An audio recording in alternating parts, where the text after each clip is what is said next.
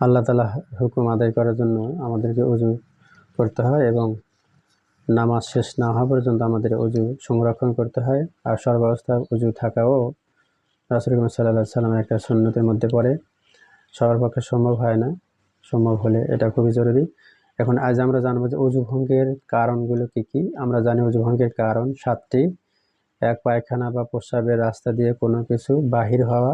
২ নম্বর, মুখ ভরিয়া বমি করা। ৩ নম্বর, শরীরের ক্ষতস্থান হইতে রক্ত, পুঁজ, পানি বাহির হইয়া গড়িয়া পড়া। ৪ নম্বর, থুতুর সঙ্গে রক্তের ভাগ সমান বা বেশি হওয়া। থুতুর সঙ্গে রক্তের ভাগ সমান বা বেশি হওয়া। ৫ নম্বর, চিৎ বা কাত হইয়া হেলান দিয়ে ঘুম যাওয়া। চিৎ বা কাত হইয়া হেলান দিয়ে ঘুম যাওয়া। ৬ নম্বর, পাগল, মাতাল, অচেতন হইলে। ৭ নম্বর, নামাজে উচ্চস্বরে হাসিলে। এই কাজগুলো করলে ওযু নষ্ট হয়ে যাবে।